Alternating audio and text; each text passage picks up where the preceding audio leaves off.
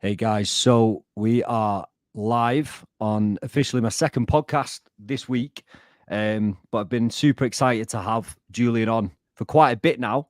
How are we doing, my man? So Julien has a company, as you can see on the screen, called Adrenaline Combatives, and Oh yeah, yeah, it comes up on the screen, man. it So just if comes you out automatically. I didn't even write that. It just comes out automatically when I do podcasts, and then because of the YouTube channel. I love it. It's good. So if you're listening to this, guys, obviously we've got a screen recording as well. It's going to be going out onto YouTube, and this will also be put onto Spotify and Apple and all the other bits and bobs that we can get it onto.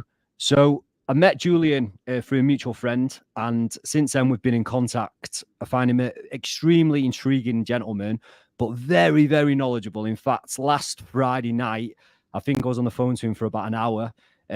Started off just talking about what we're going to discuss, but then we went deep into a few different topics, and I was so intrigued in terms of what he says and the depth of knowledge he has. So I'm excited to kind of really delve into subjects tonight, and also just to help people understand kind of like what Julien does, what his aims are, with his passion, and what he's hoping to bring to people, which I think is a phenomenal thing. I've done kind of sports in terms of boxing and MMA in the past, and they've done an unbelievable amount for myself, my self-confidence.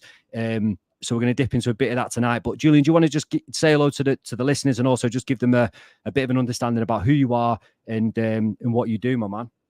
Sure, bro. I'm gonna do my best to do that. So the name is Julien Mason. What I do is I'm a combatives instructor. I'm a violence prevention consultant. I do close protection as well, the occasional footballer here and there. And I'm into personal development. So I kind of try to box it all in one thing, So really what it is about, it's about the people, man. Everything is about the people. It's how we navigate life ourselves and how we manage to navigate life in order to help other people do the same, man. That's really what it is about.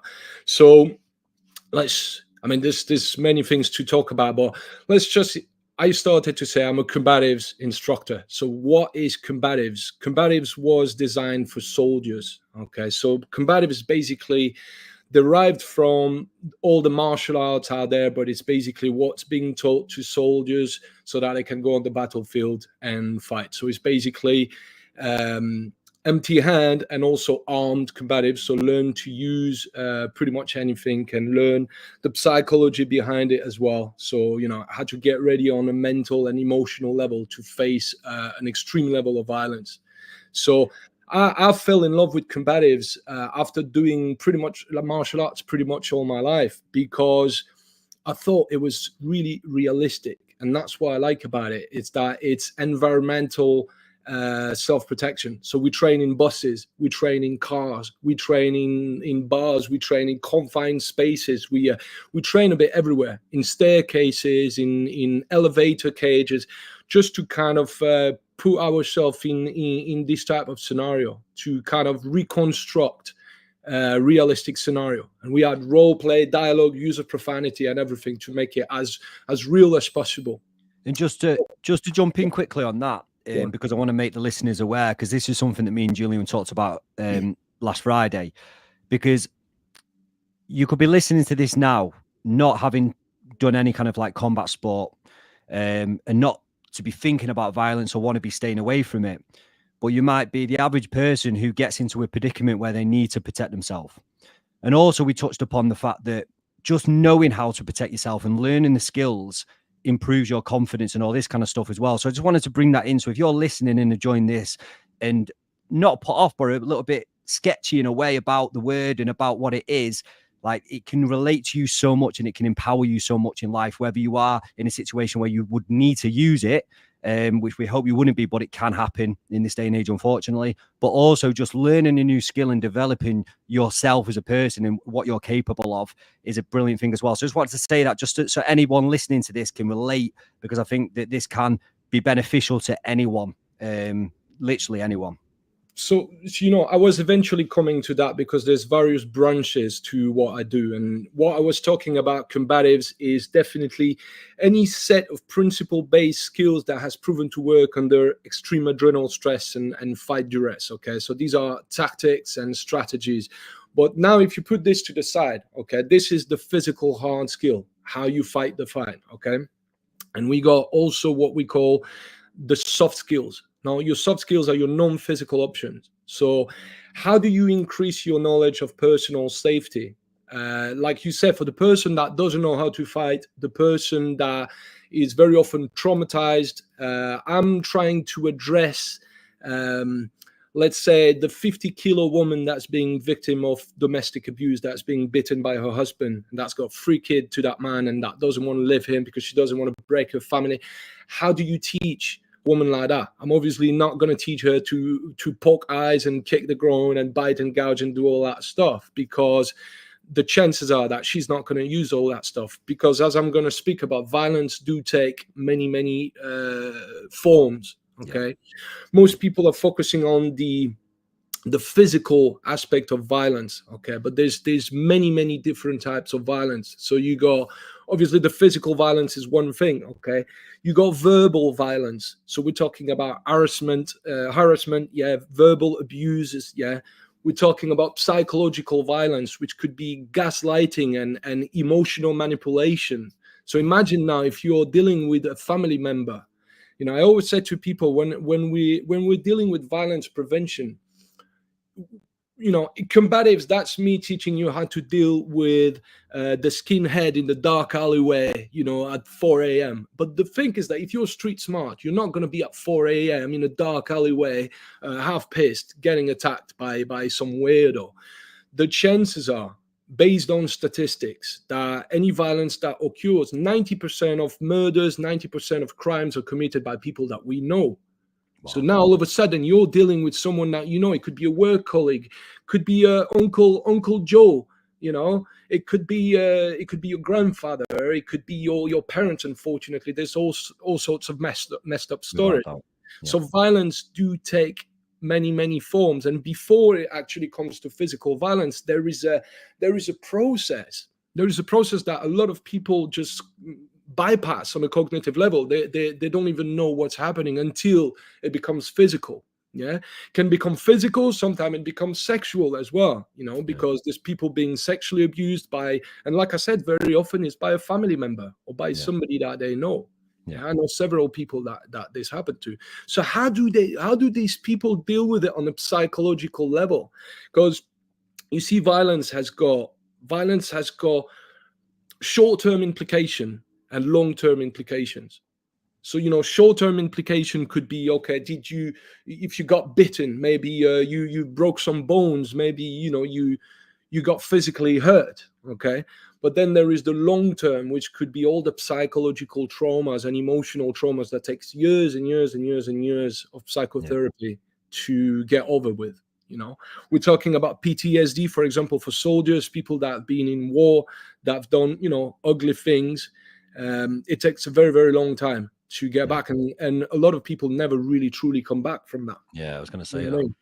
So the thing that what I teach, basically, like I said, on one side there is the military stuff, the military combatives, which is also on a psychological level. Okay, learning that mental and emotional preparation. How far are you ready to go? Yeah. You know, there's always 4 questions that I tell people that they should be asking themselves. 4 questions. Quite difficult to ask yourself, but 4 questions. What do you live for? You know, what puts a smile on your face when you wake up every morning? What do you live for? What are you ready to fight for? Yeah. What are you ready to die for? And what are you ready to kill for? And a lot of people never really answer. A lot of people never really ask themselves those questions. But I think these are very important questions to ask, because some people are not ready to fight for themselves. I have people coming to see me that have got difficulties accessing the aggression within them. They think they don't have it in them. They think they cannot stand up for themselves. They've had, for some of them, they've been bullied by their father when they were a kid and bitten by their father, and now they don't feel like they can stand up for themselves when they're going out in the world. Do you know what I mean? So it's all about learning to, we speak about two main things, okay, in order to prepare for violence. We speak about state management and state access.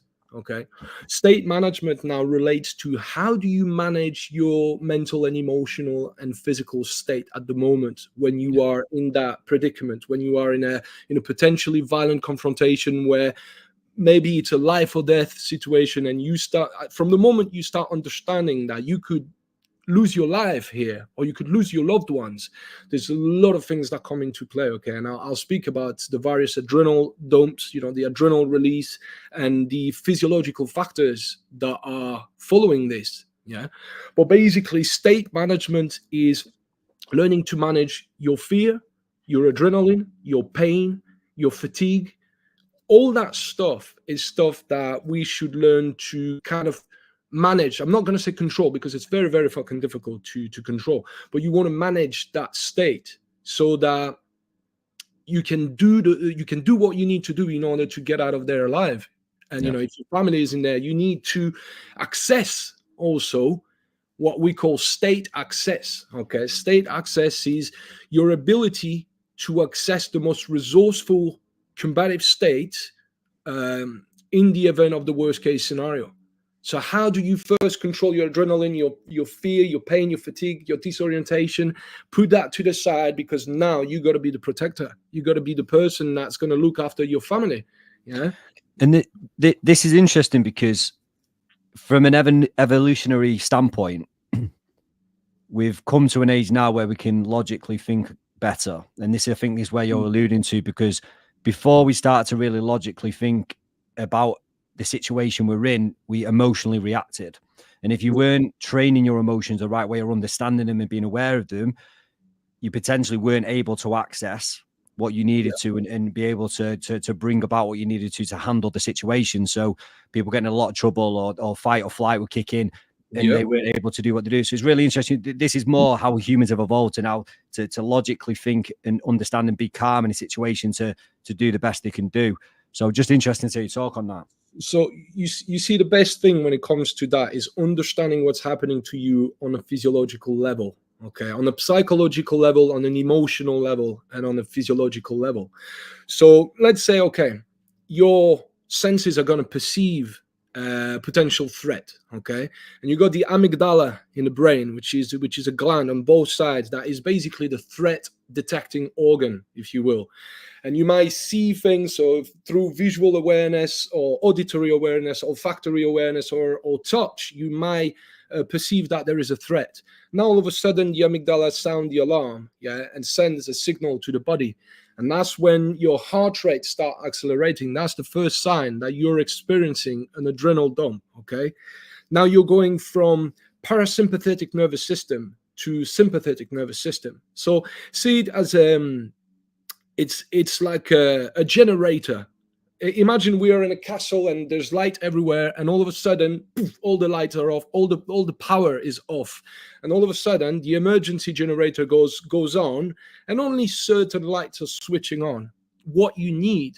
So when you go from parasympathetic nervous system to sympathetic nervous system, what's happening is that your organism is shutting down what's not needed and keeps what's needed.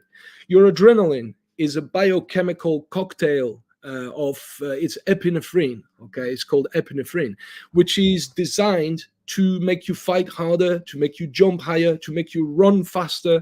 It's designed for us. So back in the days when we used to run away from saber-tooth, that was how the body has got its own intelligence, okay?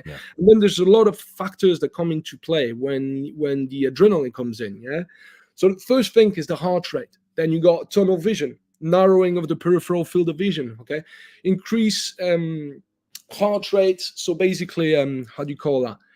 The blood is going to be shunted away from the extremities to gather at the center mass where it's the most needed to feed the heart and lungs, okay? And the same thing is going to happen on a cognitive level. There's going to be a cognitive shift because the blood rushes away from the front to the limbic. That's where we've said people go limbic or they go reptilian. And so all these stuff come into play: auditory exclusion, time distortion, shaky limbs because the blood has left the extremities, Yeah. So this is all nature's way to kind of prepare you for this fight, flight, or freeze. Okay. Well, generally we speak about 3F. Okay. There's 4 really. It's fight, flight, freeze, or fawn. Okay. But basically, What's the 4th one? Sorry. fawn, basically, it's more like you start agreeing with what you have in front of you. You start agreeing Okay. with people because it's a fear-based reaction. Yeah, I've not heard of that before, but I understand it. So what it is really, the secret in order to manage your adrenal stress, yes, is to manage your heartbeat. Okay. Wow. Because if your heartbeat goes above 125, 145 beats, maximum 225 beats per minute, you will freeze.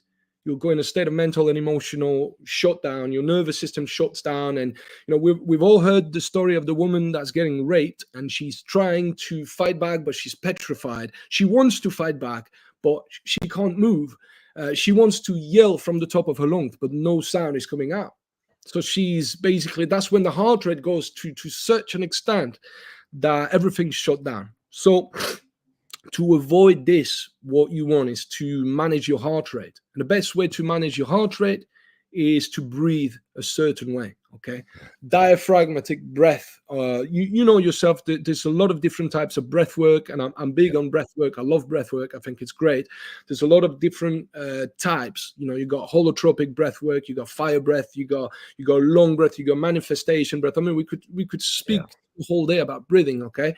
But for that instance, if you want to lower your heart rate in order to bypass your adrenaline and use it for what it was meant to be, you want to use what we call box breathing. So box breathing is basically a 3-second inhale. So 3-second hold, 3-second exhale, 3-second hold. So you're basically boxing this.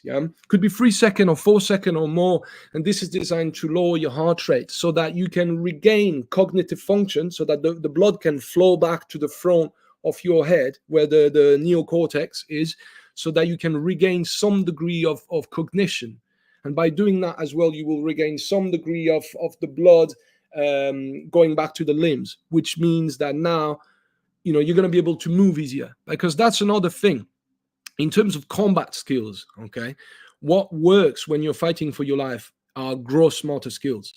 The only thing that's going to come out is gross motor skills. All that fine motor skills stuff, the Wing Chun stuff, the traditional martial arts stuff. And I'm not bad-mouthing traditional martial arts at all. I mean, that's how I started. I love it too. But that shit is not going to come out. We're not designed on the level of DNA. What you're designed to do when you're fighting for your life is big caveman movements. So in terms of the training, this is what we need to train. This is the type of thing that we train, because that your limbic system will remember that type of movement when you're fighting. Yeah. So you see, understanding, I mean, I'm just scratching the surface, but understanding the adrenal response, the different types of adrenal dump that you have, could be an early release. Okay. It could be that, you see the shit is about to hit the fan and your heart rate start accelerating because you're already understanding that there might be something happening. This is a pre-fight, what we call a pre-fight adrenal release. Could be an in-fight adrenal release where you didn't know something was happening. You're turning around, boom, you're getting punched. Now you're in that scuffle dynamic, and now the adrenaline hits you at that point. That's an in-fight adrenal dump. Or what could be, and it happens for some people, is they'll deal with the shit, and then they're gonna have a post-fight adrenal dump. Yeah. Okay, wow. It depends what type of people, depends how you're wired, it depends how desensitized to adrenaline you are. If you're doing this adrenal type of training, like what we do in combatives, then that will desensitize you to some degree to adrenaline. Or working the doors, working in the police forces, going to the military. These are things that will test your limit and will teach you who you are. It's like a character X-ray. It's gonna show you how you perform under stress, how you deal with adrenaline, how you deal in the face of adversity. Do you know what I mean? Yeah. Are you gonna? That's why I say it in my seminar. Sometimes when I make people really tired before a stress test, and I see them, their face start to become like they start to look like a victim. Right. They're gonna go. So I'm like, right, stop this. Erase your face right now and give me your war face. Yeah, but that's the Yeah, thing. no, I love it. People can't do it. Some people can do it. Some people are, oh shit, it's hard. I'm like, show me your fucking war face. At that point, that's when you need to access that level of aggression, that mindset to keep you moving forward. And that's the military thing. Okay. So just a question on that in terms of curiosity. I think the two things I want to talk about. One, to try to make it relatable from my perspective, like the raising heartbeat is something you can be aware of day to day. So just listening to this audio and what Julien said, you can go away from this and just start to notice through the day when it might be just before you have an argument with your partner. It might be if you're going to get in an airplane and you're a bit scared of an airplane, or you see dogs and you're scared of dogs, or if you do, like for myself, sometimes when I spar, before I start to spar, my heart rate rises. But when I actually get into it, it lowers again. So I think that from what Julien said there, try to be more aware over the next coming day of noticing when your heart rate spikes and kind of what's causing it. And I think that something I just wanted to ask before you move on is when you talk about kind of controlling because I'm massive into the breath work, as you kind of know, and I understand all the different types of it, and I see the benefits in them all. In terms of the box breath you were talking about, then if someone was in a predicament where they noticed that they was having an adrenal response and the heart rate was going up, how do you, if you're in a circumstance where you potentially can't work the box breath? Yeah, how do you implement it? Yeah, so what's the next best thing to do in that scenario? So say, like you talked about, so you get attacked straight away, and you haven't got the time to focus straight away on the breath. Like, is there a tactic there? Right, breath is really something that's very important, and if you practice breath work daily, different types of breath work, you will get used to breathe the right way. Yeah. Now, if you're in that type of situation, it's like when you're in the ring. Yeah, your coach is going to tell you, learn to breathe while you fight. Learn to breathe as you punch. Learn to breathe as you're getting hit. Learn to move away and economize your energy and kind of rest. In fight, I call that in-fight resting.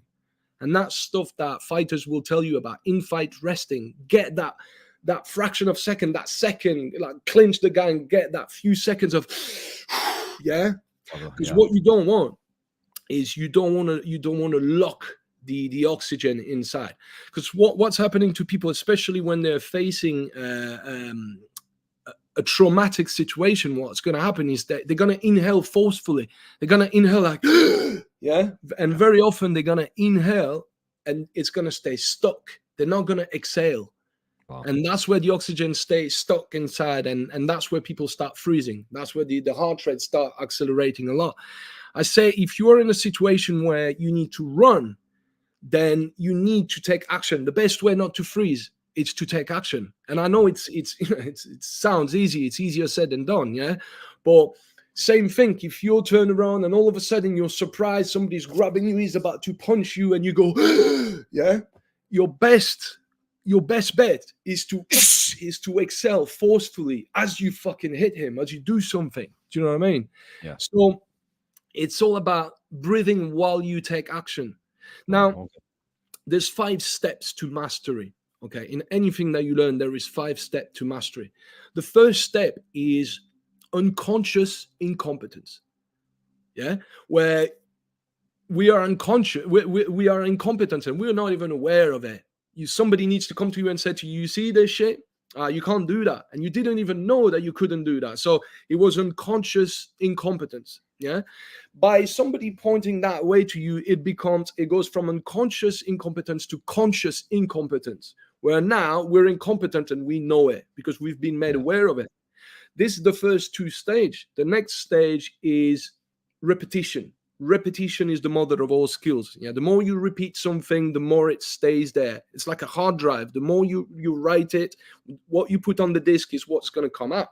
So the third thing, until it goes conscious competence.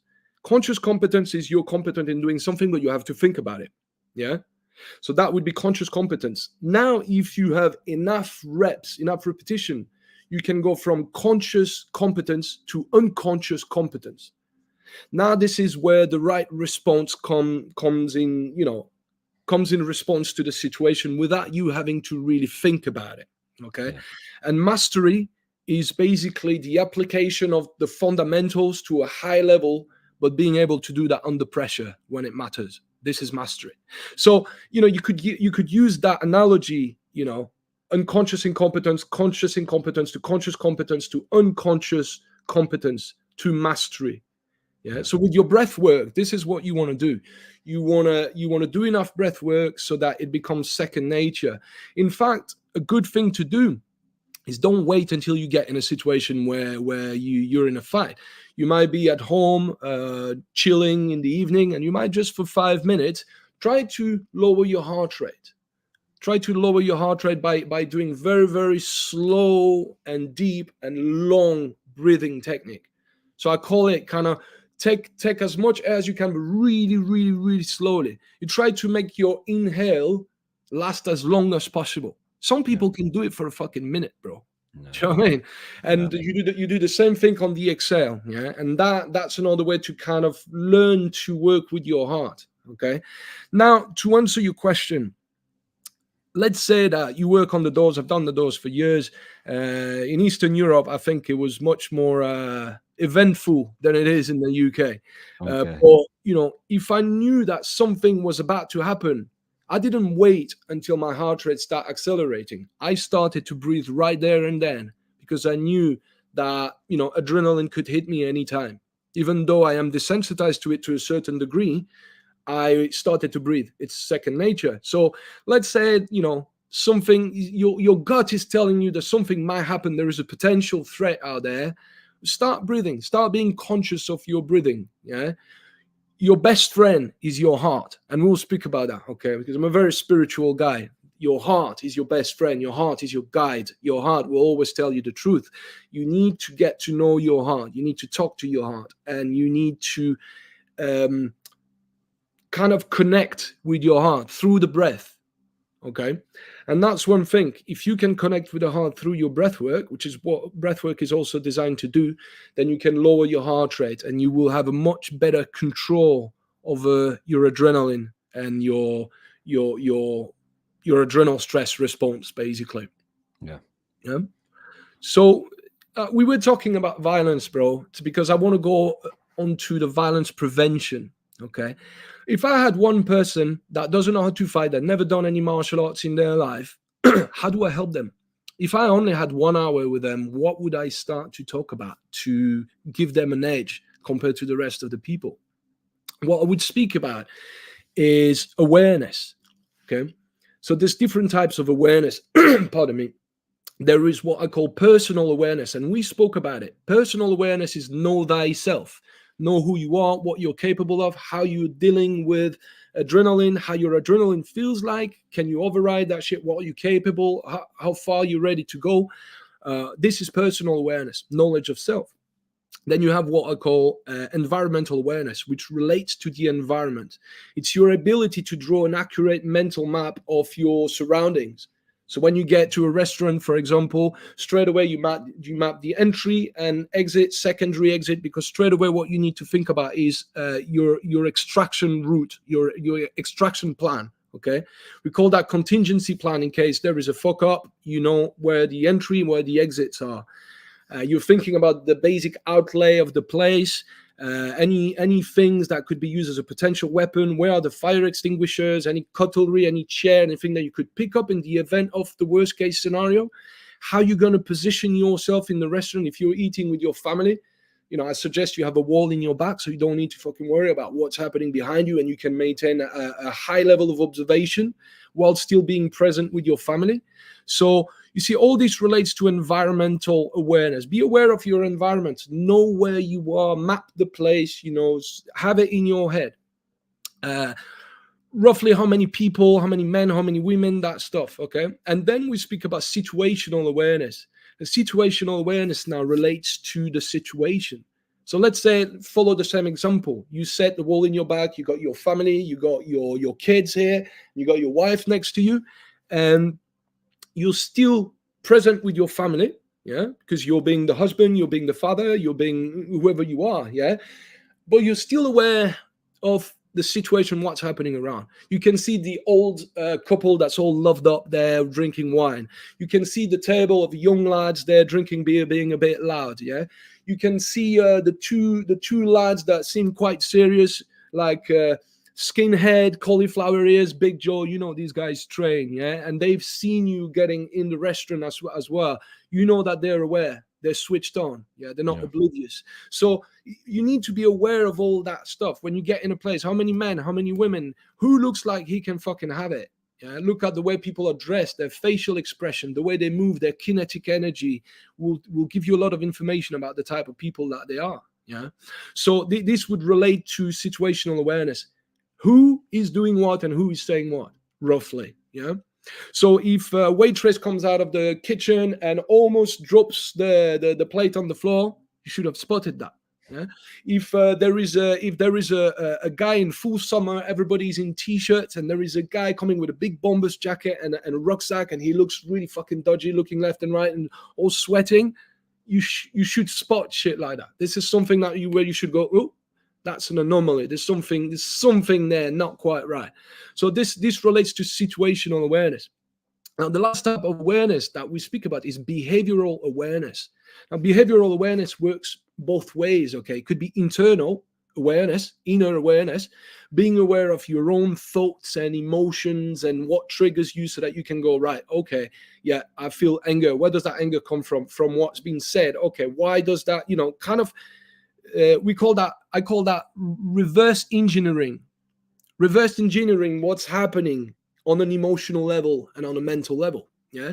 So that's the internal work in terms of behavioral awareness. And then you have, of course, being aware of the behavior of people around you. Okay. So by spotting the way that they move, their kinetic energy, their body language, their facial expression, all that stuff will give you a lot of information. Yeah.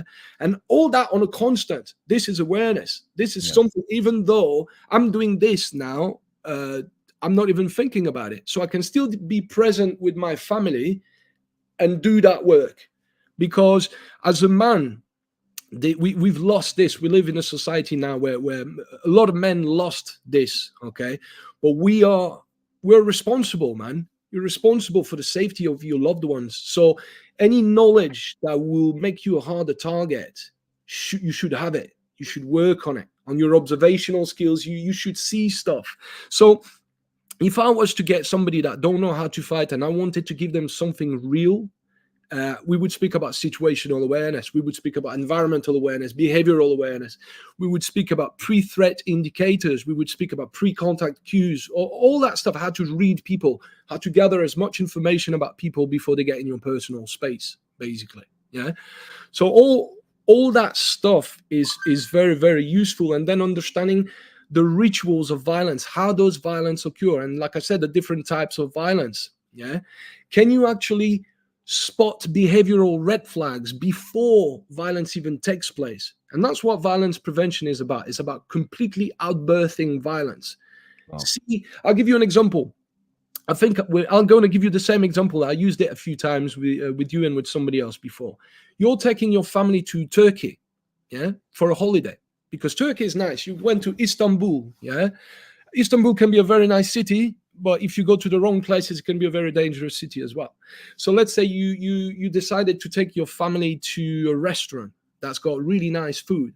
If you're smart and you understand your responsibility as a protector, as a husband, as a father, you will do what we call a risk analysis, a threat analysis. Yeah, so you'll go online and you'll check the restaurant, you'll check the area in which the restaurant is. Is it a good area or is it a bad area? You know, you got no business bringing your family into a bad area. That wouldn't be being street smart, okay? But let's say you did your homework, okay? Everything is fine. It seems to be a nice place, nice, respectable place. And now you get into the place and you see a woman with all her makeup is kind of dripping down. She's crying her eyes off, and she's got her man is pointing at her and telling some nasty stuff to her. You can tell that. You can tell that he's clearly aware that he's hurting her with whatever word he's saying to her, and that doesn't stop him. He's still fucking doing it. What does that tell you about that person? That he's a narcissist? That doesn't give a fuck that he's hurting his lady? Do you know what I mean? So that's the first thing that you're going to see. Now, let's say as you going in and you got your family behind you and you're observing, so you got your environmental awareness and situational awareness and behavioral awareness, And as you seen that woman crying and her man giving her some shit, you look at the other side, and there is a big lad that looks quite dangerous. That's fucking looking at you like that, you know. That's fucking looking at you up to down. That's your second cue. And let's say you got a third cue of something that you don't like. What vibe do you get about that place? Is there really a place that you want to take your family into? Even though you did a bit of homework, you got 3 signs. These are called behavioral red flags. 3 signs that the place is not really a place where you want your family to be. So self-protection begins with the self. Okay, it's not only all about getting your hands up and fighting and doing all that stuff. That's a very small percentage of it. Okay, if your soft skills are on point, if your soft skills are non-physical options, personal protection, non-physical options, getting rid of bad habits and creating some good personal security habits. If you got good personal security habits, 9 times out of 10, you will never need to use these, because you will physically remove yourself from the situation before there is even a threat of violence taking place. So this is what behavioral awareness is about. This is what violence prevention is about. It's about understanding the different personality disorders as well, because you got different types of people. Okay, you got a lot of narcissists. We live in a world that's full of narcs, bro. You know what I mean? And I'm sure you probably know some people work for narcissistic bosses. Some people are going out with narcissistic girlfriends, and vice versa. Do you know what I mean? So narcissism is a big thing, and I suggest that everyone research what narcissism is, the traits of characters of narcissism, and how to recognize it. Now, the best way to deal with the narcissist is to remove yourself from the situation. That's the best thing you can do. You got narcissism. Now, what else have you got? We got sociopathic personality disorder. We got psychopathic personality disorder. So you'll tell me, when we speak about psychopathy, everybody imagines the extreme end spectrum of psychopathy. People are thinking about people like Hannibal Lecter, characters like Hannibal Lecter, like eating his victims, or Buffalo Bill making a fucking suit with the skin of his victims. These are some mad cases, and unfortunately, there are people like that on Earth. But this is the high-end spectrum of psychopathy. Psychopathy has got degrees, like narcissism, and sociopathic personality disorder has got layers. Okay, so to give you an example. To be a good surgeon, you need to be a bit psychopathic. You need to be able to stomach the sight of blood and opening somebody up and, here, pass me this, man, and just kind of work the inside of someone. To be a butcher, you need to be a bit psychopathic. Not to be bothered with the sight of blood and insides a living being. You need to have some degree of psychopathy. In order to be a good soldier, you need to have some degree of psychopathy. Like if you need to take 2 terrorists out by pressing the button, but you know that you're gonna take 4 or 5 innocent people, maybe children with it. If you have a conscience, that's gonna try and stop you. And if you do it anyway, that's what PTSD is. These people are gonna haunt you forever. And I believe in that shit. You take somebody's life, you better be prepared for their spirit to fucking haunt you. You know what I mean?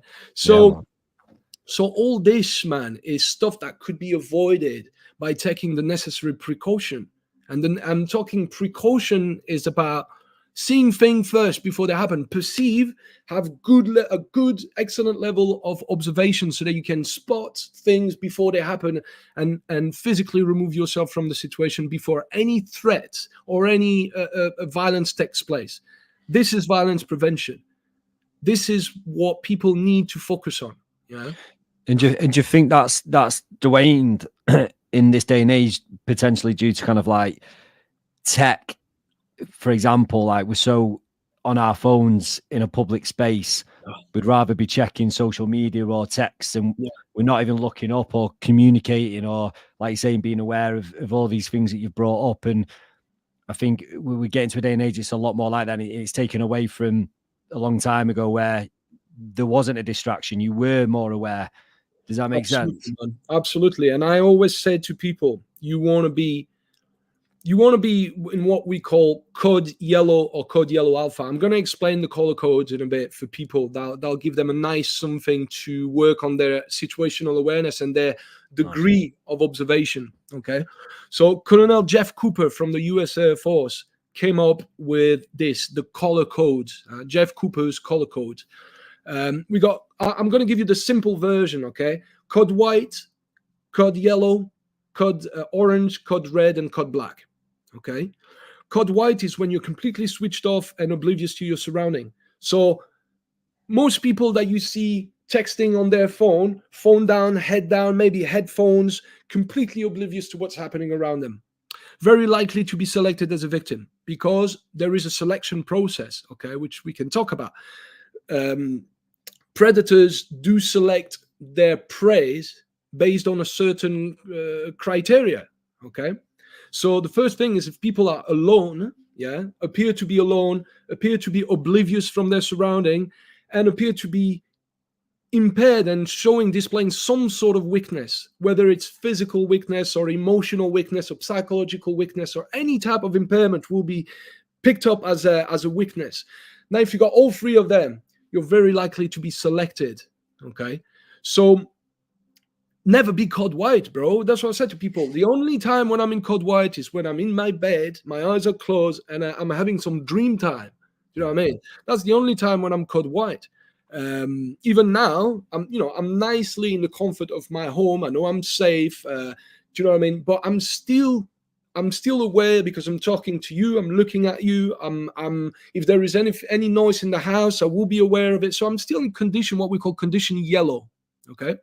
Condition yellow now it's a calm and relaxed state of awareness where you are doing your thing, okay, but at the same time you're calmly scanning your environment for unusual behavior, any sound that goes above the natural decibel level, anyone shouting, a car honking, or a window breaking or something like that will attract your attention straight away. So understanding that there is a heart rate associated with all these color conditions. These color conditions are basically state of consciousness and state of awareness, okay? And related to that, there is a different heart rate, okay? So people like us that do sports, people that are physically fit will naturally have a slower heart rate than the average type of people, okay? So when you're on code white and you're asleep, your heart rate is between 50 and 70 beats per minute, depending on your level of fitness and how you're wired. Code yellow, you might be slightly, because now you're awake, because when you sleep, your heart rate slows right down. Now, if you're awake and you're calmly scanning your environment for unusual behavior, so let's say your missus sent you to do a shopping, and in your head, you're like, right, okay, bread, milk, this, that, butter, mushrooms, whatever you're there meant to go, that's what you're thinking. That's what you got on your mind. But you're still scanning your environment. You're still scanning your environment. You're mapping. You remember, you're mapping that environment in your head. And anything out of the ordinary should attract your attention.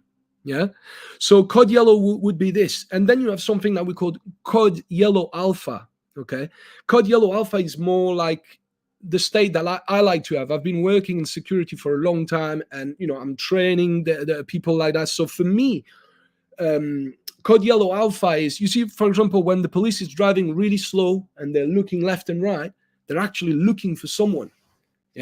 They got a description. They're actually actively looking for someone. So now they're not thinking about their shopping or what they're doing. They're actively thinking about, where is the threat?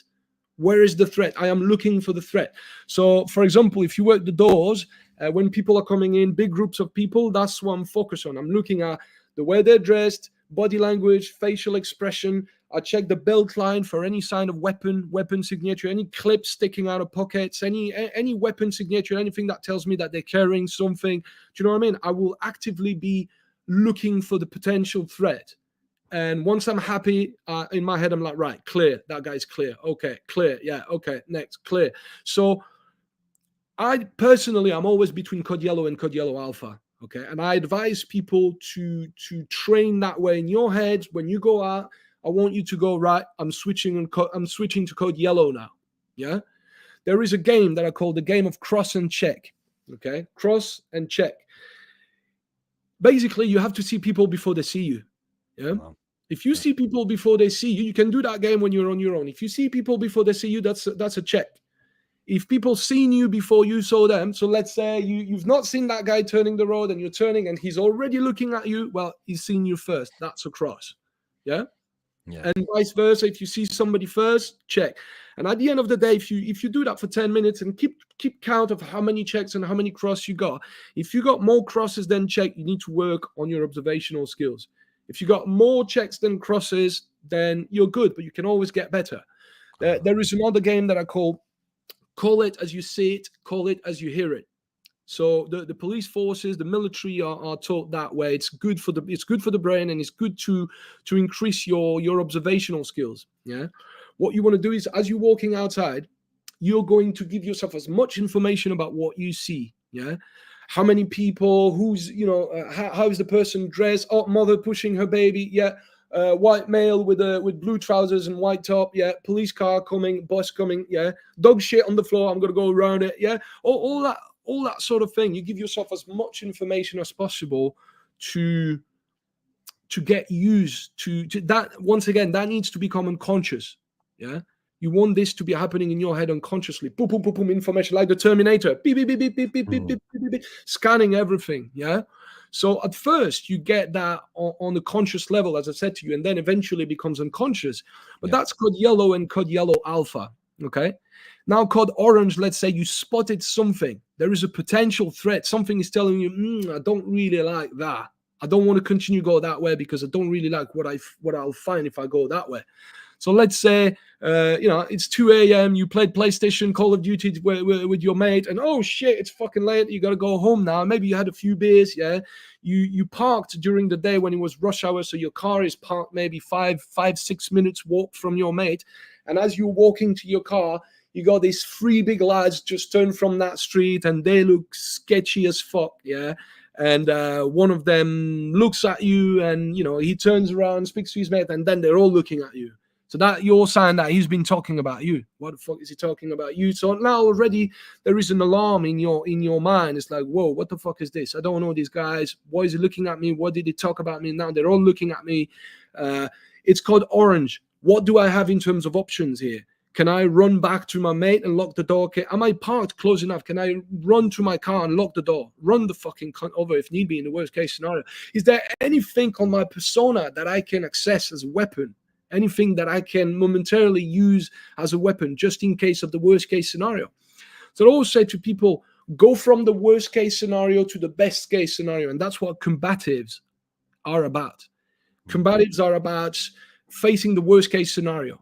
And the worst case scenario is multiple armed assailants when you're on your own, yeah, in confined space. That's worst possible type of situation you could be in. Yeah, boxed in a corner, 3 guys with machetes, or do you know what I mean? It's not something that happens every day, and I wish that it doesn't happen to anyone. Yeah. Well, this is what you want to prepare for on a mental and emotional level, so that you can access a level of aggression that's going to completely eclipse what you're faced with. Yeah. So this would be code orange, is you thinking in terms of what you got, what you have in terms of options. Okay. And code red, let's say now these 3 guys are looking at you and all of a sudden now they're walking to you and one of them looks aggressive and goes, "Oi!" Yeah. Now it's on. That's it.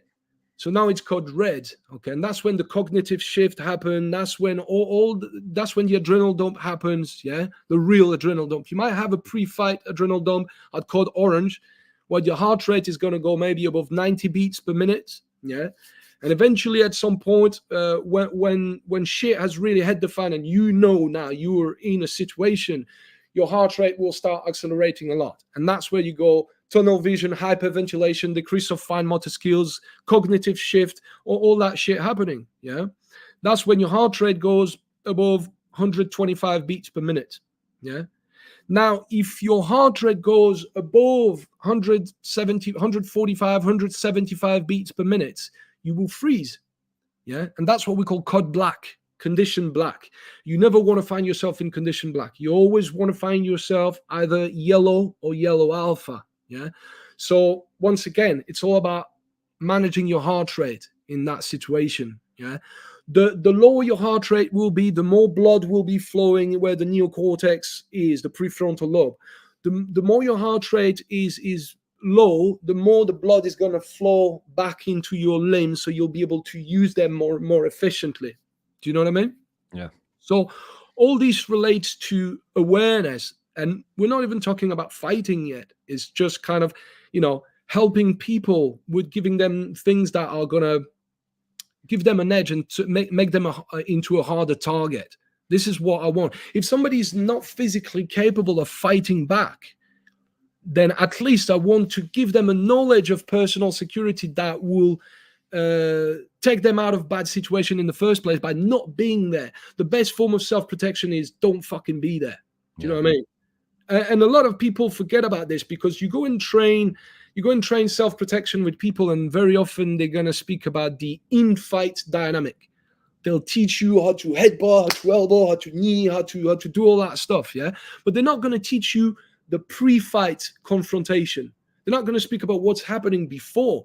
Now, it's not fucking Star Trek, man. People don't materialize out of thin air. There is a beginning, there is a middle, and there is an end. And if you've got a good level of observation, you're going to perceive the threat before it becomes a threat. So we call that basically getting the signs, okay? There is a very good book called Left of Bang.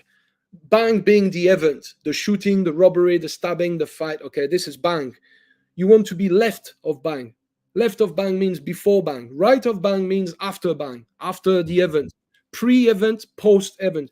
You want to see stuff pre-event so that you got the time to respond rather than react. Yeah. So action always beats reaction. You want to respond rather than reacting. But you can't always do that. And that's why, in terms of the physical skill set, when we train people to fight, we divide it into two main aspects. The physical hard skill is divided in two main aspects. The first one is a proactive physical dynamic.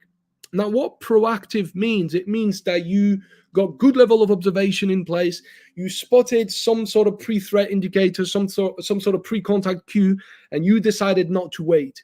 You didn't want to wait for the confirmation, because very often the confirmation is going to come in form of an assault on your persona or on people around you.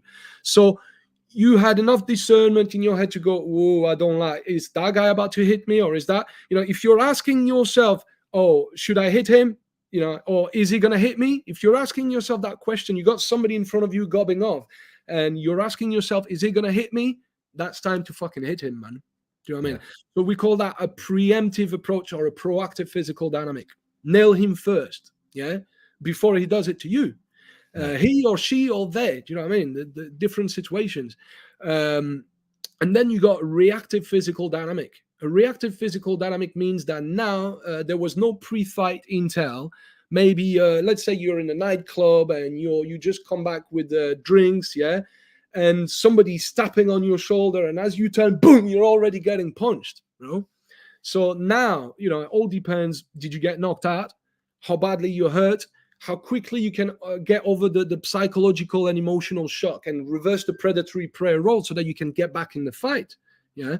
So it always said the best defense is offense, mate. So I'm not bad-mouthing all these martial arts that are very defensive, and I love that stuff too. But in my head, the best way to win a fight is to be offensive. Yeah. So it's all about reversing the predatory prey role.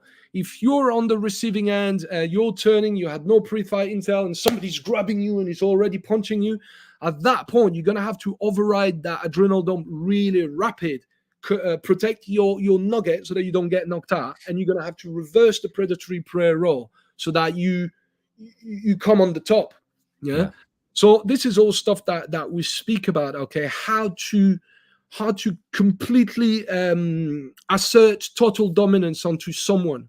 Yeah, be it on a psychological level, so deal people on a physical level, but also on a psychological level. Because let's say you got to deal with more than one guy. Yeah, you got to deal with him on the physical level. So you got to, for example, hit with enough juice to knock somebody out. yeah, but you want to do it guttural. You want to do it really violently and brutally, and you know, people should be able to hear it and see it. The aggression is very, very important in combat, especially in the military. They will teach you how to be aggressive. Aggression will make a difference, will make a massive difference. Let's say you hit some guy, there's three guys, yeah, three guys are after you, and you hit one of them, but you're being really fucking guttural about it, yeah, and you'll deal with the other people psychologically. Or no, but at least you will have tried to deal with them on the psychological level. Do you know what I mean? So it's kind of attacking people on all fronts on a combative level, yeah? Because the best way to deal with somebody is to either take their consciousness, take their sight, take their breath, or their mobility, yeah? Or completely overwhelm them, completely dissuade their attitudes, or incapacitate them. If you break somebody's ankle, they're not fucking running after you, mate. Do you know what I mean? If you bite somebody's face off, nose off, and spit it in his face, that's going to have a very, very strong psychological impact onto his mates next to him. Now they're going to be thinking, "Whoa, that guy's fucking crazy. Do I want to go or not?" Do you know what I mean? So I'm kind of going in all directions. No, it's good. It's good to hear, because I think a lot of what you spoke about as well develops brain capacity. And I think that's not what a lot of people don't really do in this day and age. We talk about strengthening the mind, and people are a bit uncertain of what that can be, or how that can be done. But a lot of the things you've talked about, and even those couple of things that I'm going to try, especially the tick and the cross, I think that's a great one. And that's something that someone could do just like you say, improve their awareness, improve their ability to focus better, and observation, all these kind of things. So I love how the depth of where it's come from and the knowledge behind it is. And it can sound quite extreme in some circumstances when you're saying it. But if you take the foundation of that and apply it to yourself, it's going to really evolve you as a human, which I think is powerful. I'll tell you what, this was really the combative aspect of things, okay? But really, it's all about personal development, okay? So it's about one stuff, I don't know if I mentioned it, yeah? I do practice magic. A lot of people are going to go, whoa, magic? What the fuck is he talking about? Is he getting rabbits out of his hat or some shit like that? Nah, that's not what I'm talking about. I'm talking about magic with a CK. Yeah. If you get into it, magic with a CK is basically, it's esoteric magic. It's mysticism, you know. If you have a look at things like Kabbalah or Gnosticism, or, you know, very, very interesting stuff. Yeah. Have a look at the ancient teachings, the secrets, mystery schools of ancient Egypt, yeah, which is where a lot of really, really cool stuff comes from. Look, for example, neuro-linguistic programming. Yeah, you're familiar with NLP. The way how you communicate with yourself regulates internal dialogue, how you anchor points, and how you create your reality via the way that you speak to yourself. That is esoteric knowledge, bro. Now they called it NLP, but that's very, very old. That's a very old practice. Hypnosis is a very, very old practice. Yeah. So I like to use self-hypnosis and NLP for my own personal growth, but also to teach. Okay. Because understanding that everything is neural-based learning, neural-based. So when you're teaching someone, you're teaching anything that you're teaching them will go through this neural process first.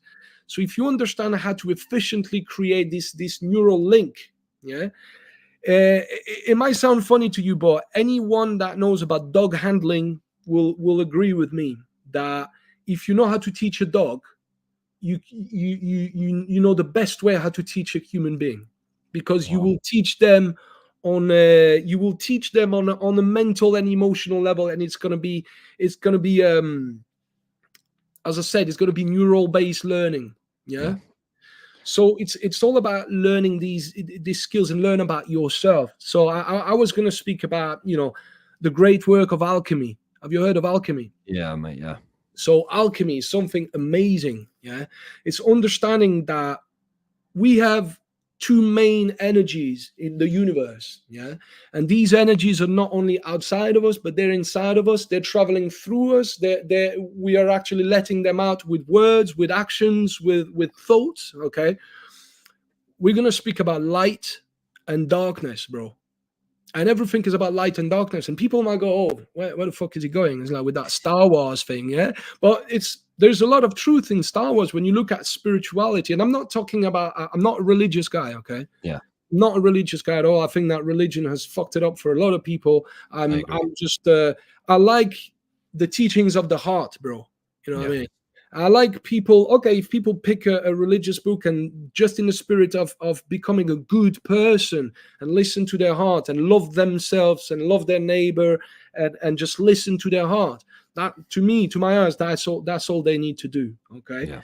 Well, understanding that every single actions, every single thought and every single word that we take is either based on light or based on darkness, okay? Wow. Now, what does darkness translate to? Darkness translates to death, lies, deception, disrespect, all the dark stuff, all the negative stuff. Basically, the darkness is the negative, the mother of all negative entity. Yeah, and the light. How would you explain what light is? To me, light is pure, unconditional love and compassion and respect. Okay, it's the purest energy inside the universe. It's the energy that created everything, created me, created you, and everyone. So if you're aware of this, yeah, it's all about understanding what your shadows are. So if you get into Carl Jung. Yeah, very much so. Carl Jung is amazing, the work that he did following up the Freudian work. Now, Sigmund Freud was, I love his work, but I think he was quite deranged as well. But Carl Jung was a much more balanced individual in my sense. And the way that he kind of mapped the human psyche and add this spiritual twist to it, saying that we got a dark aspect of our psyche, yeah? And these are basically the dark aspect of ourselves that we do not want to accept, or that we're running away from, or stuff that we brush under the carpet, like hatred, like shame, like anger, like lack of self-confidence, lack of self-respect, lack of self-love, and very often based on traumas. And once again, stuff that we very often brush under the carpet because we don't want to deal with it. Well, this is all about shining the light of your consciousness onto the darkness of your psyche, so that you can go, oh, okay, oh shit, that's my past. That's why I'm so fucked up. That's why this happened. This is why this. How do I deal with it? It's quite simple, just by shining the light. Imagine that you're inside that dark room, which is your subconscious mind, and you're shining that light everywhere. You're shining that light and you're exploring that cave. This is your cave. This is your mental cave, your mental realm. So in Kabbalah, which is Jewish mysticism, I love Kabbalah. I love all types of mysticism, but in Kabbalah, they say that there's different realms of existence. You got the spiritual realm, where your spirit, your soul resides, okay, where life comes from. That's the energy realm, if you wish, if you will. And then you got the mental level. Mental realm is the realm of your mind. Whatever is happening there is happening somewhere on a certain plane. It's called the mental plane of existence, And then you got the emotional plane of existence, where thoughts start manifesting into energy. Well, what is emotion? Emotion is energy in motion. That's what emotions are. It's when your thought has got an effect, and now your thought is turning inside your body into something half physical. It's turning into energy, a ball of energy. And that's where you can get blockages. So if you're into meditation and you understand about chakra alignment and energy centers, depending on the traumas and very often it's childhood traumas and stuff that's not been dealt with properly, there are blockages in the body. Could be anywhere. If you're a person that wasn't heard enough, you weren't voicing your concern when you were a kid, or you didn't stand up for yourself, very often there is a blockage at the level of the throat chakra, because you were silenced by something. You were silenced by fear, you were silenced by someone, you were silenced by guilt, by whatever it was that you were silent with. So you see how pain can take an energetic form, and that's what emotions are. And that's where, from the spiritual to the mental to the emotional, things are manifesting. And now your emotions are going to manifest on the physical level, because the next realm is the physical realm. So you go from spiritual realm, mental realm, emotional realm, and physical realm, where now I'm taking actions with my hands based on my thought process that led to a certain emotional process. Do you know what I'm saying? Yeah. So this is how things work. And then there are other planes of existence. You know what I mean? There's the sexual plane. There is the financial plane. There's all sorts of planes. How do you deal with all this? Do you know what I mean? How do you deal on an individual level with all these planes of existence? It's kind of separating them one by one and go, right, how am I getting better on a spiritual level? Am I doing my spiritual work every day? Do I do my breath work? Do I pray?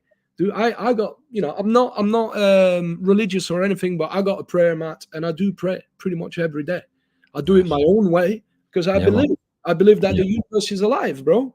I believe that the universe is alive and that it listens to us. It's within us and all around us, man. Do you know what I mean? It's like the Force, bro. The Force from Star Wars. That's exactly what it is, bro. There's a lot of truth in Star Wars, man. I do believe in that stuff. So how do I improve myself on a spiritual level? Do I do that? Do I have a spiritual practice that I keep to? Am I serious with it? Now, on a mental level, how do I improve myself on a mental level? How do I make sure that I get stronger? How do I deal with my thoughts? Can I actually be conscious of my thoughts and not fully identifying with the content of my mind all the time, thinking that I am my mind when we're not our mind? Our mind is an instrument that we can use or that we can lay to rest once we're done with it. But that is it. A lot of people stay stuck and imprisoned in their mind because they believe that that's what they are. You know, it's like René Descartes, the philosopher that said, "I think, therefore I am." That's bollocks, if you ask me. "I feel, therefore I am" would be more truth, if you ask me. Yeah. Okay. Well, so how do you improve yourself on a mental level? Do you give yourself challenges? For example, I know you do, man. Fucking hell.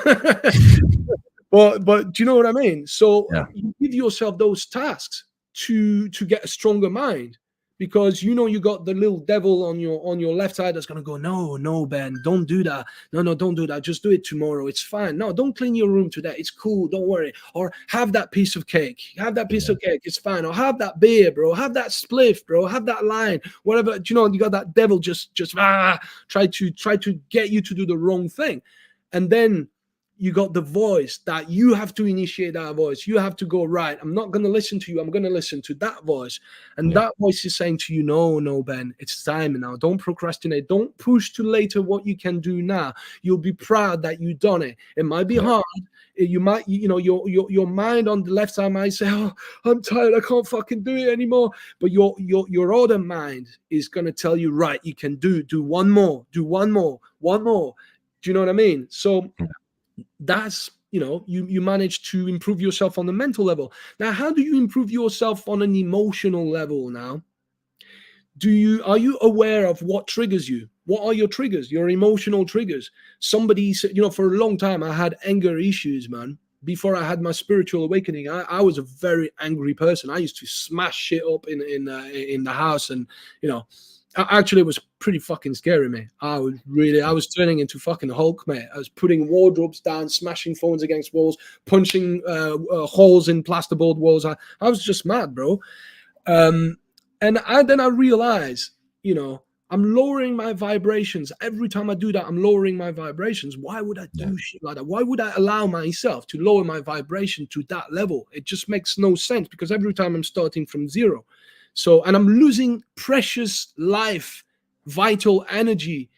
So I understood that, true strength is the ability to have that behavioral awareness, once again, the internal one, and be aware of my thought process and what triggers me, what my triggers are, so that I can recognize straight away. I'm like, I know where you are. I can see you coming. I'm not falling for it. You know what I mean? So how do you get better on an emotional level is understanding what your triggers are, and train yourself to let go. Train yourself. The practice of letting go, bro, is one of the most powerful practice, even in Zen Buddhism. The practice of letting go of the unessential, letting go of what holds you back, letting go of what doesn't allow you to become the best version of yourself. Just let it go. And there are various ways to let go. You can breathe it out. You can just breathe it out. It's just exiting your mouth as you exhale it. Yeah, but you need to be careful when you do that, because then you're putting that energy into a certain area.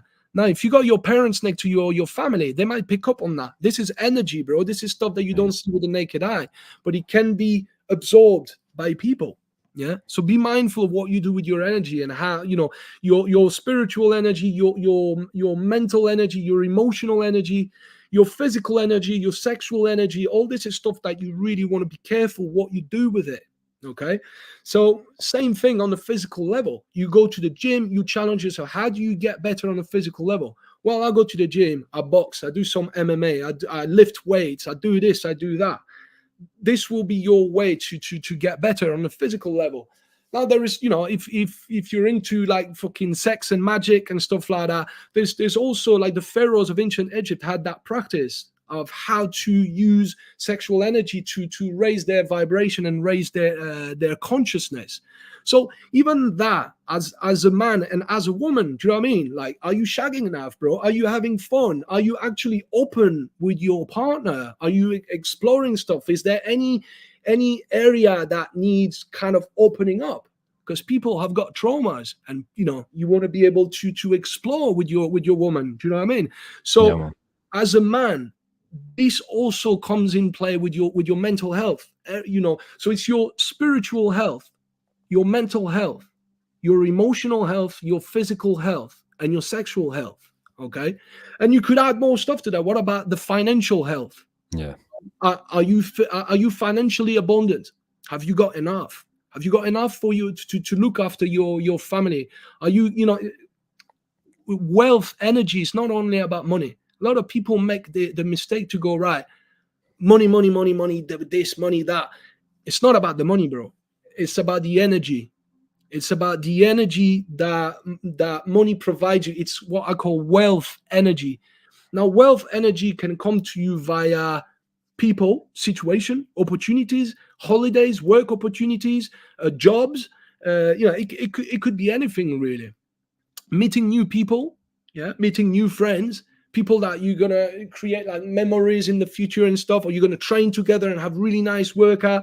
Do you know what I'm saying? All this is part of the wealth energy. So how do you improve yourself on a financial level? How do I do that? Okay, by working, or do I need to work harder, or do I need to work smarter? And very often it's about learning to work smarter.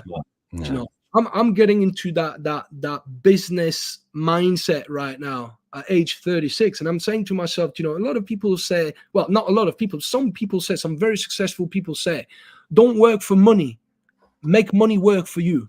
Definitely.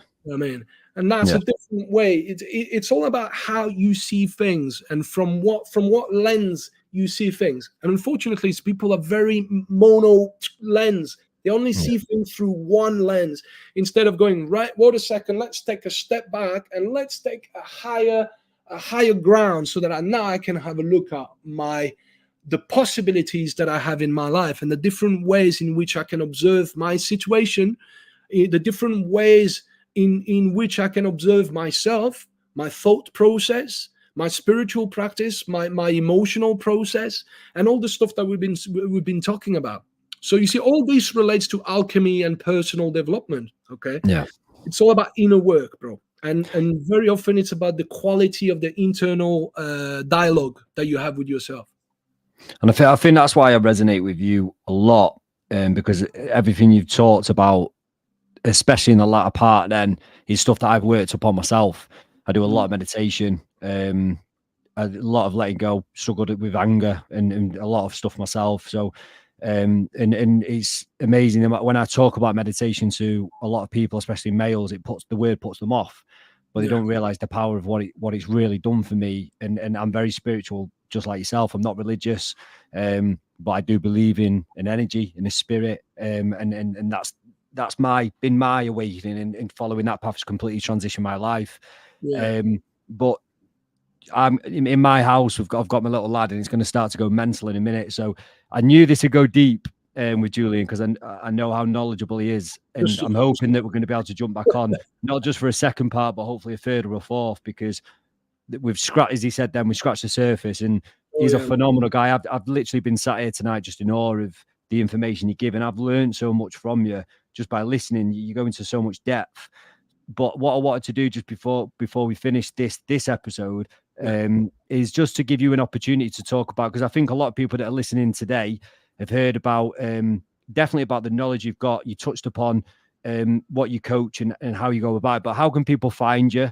And like, what do you offer and stuff like that? I know you got a workshop coming up at the back end of this month, but just until we were able to get back on a mic, if you can just give people a little bit of information about yourself, Julien. Right. Okay. Right. So basically, like, yeah, by now you know roughly what I do. Okay. So I offer like violence prevention consulting for pretty much everyone. Okay. People that really need to learn how to deal with violence. And then I offer like combatives seminars. Okay. And so the next one that I got is where I believe you're going to be on it, Ben. It's going to be a car combatives seminar where we're going to train to basically fight in confined space inside the car. So we got 5 or 6 banger racetrack cars at our disposal on the day, and we're going to learn to apply certain boxing principles. So you'll need your MMA gloves and your gum shield, because we're going to be fighting inside the car, and we're going to be taking it. I mean, it depends on people. Okay, everyone can take it to their own pace, but you will see there's going to be some high level people on that day, and they're going to go pretty much full on, and that's where the fun is, isn't it? Yeah. So. We'll have a look at boxing principles, learning to develop concussive stopping power from a restricted position inside the car. Yeah, we'll have a look at some wrestling principles inside the car, so how to wrestle inside the cockpit of a car. Yeah, and then we'll mix it all up, and then we'll throw some weapons in there. How to deal with somebody that's got a blade, how to protect yourself and remove your seatbelt under pressure and exit the vehicle.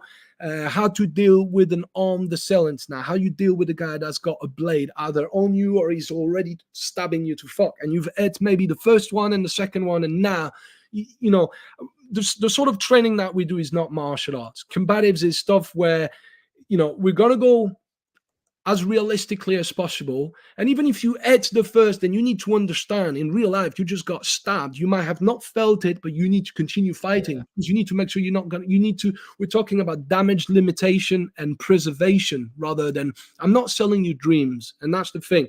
That's why Adrenaline Combatives stands out compared to a lot of other things out there, because I'm not selling dreams. And when you leave my seminars, you're not leaving my seminars wondering whether you could make it work in real life. We stress test, we pressure test at the end of each seminar, which we do scenario training and simulations. And we like to take it all the way to full contact with dialogue, role play, and everything, the way that it would happen. So once you leave the seminar, you will know what you're capable of. You will know, because you will have been tested. I will pre-fatigue people beforehand if they're really fit. I'll get them to do some running before, some burpees. I'll spin them 10 times, so they're not only gassed, they're also disorientated. And then I'm going to sit them in the car and I'm going to set somebody on them. So that's, you know, not everybody's going to have it like that, but, you know, if you're fit enough and I can see that, you know, you can take that sort of training, then this is how we're going to do it. Now, for those that want to take it at their own pace, of course, do you know what I mean? It's not about, it's about showing people what they can do. It's not about showing them what we can do. Yeah. I want people to leave the seminar and go, right, I fucking learned something today, and I proved to myself that I can survive that stuff. Yeah. So it's not about performing extremely well under no pressure, like in a lot of traditional martial art. Yeah. It's about performing reasonably well under a monstrous amount of pressure. Yeah. Wow. Okay. So 26th of November in Buxton area. This is where we're going to be, and we got a good group of people on the day. It's going to be a good bisting for those that want to test their limits, and it's going to be fun. We got a group of fun people on the day. Several people are instructors as well, high level instructors. So it's going to be a good day. What I'd say, if people want to jump on this, grab a waterproof because you never know. You know, it is outdoor, even though we're going to be in and out of cars. It is going to be outdoors, so you know, grab a waterproof. You never know what the weather could be like. And if people want to find what I do, they can find me on YouTube. So Adrenaline Combatives, 2 words, Adrenaline with an E at the end, Combatives with a S at the end.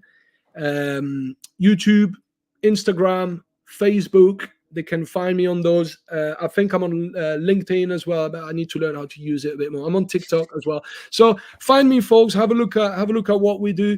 Don't get for those people that are not really into the hardcore fighting aspect of things.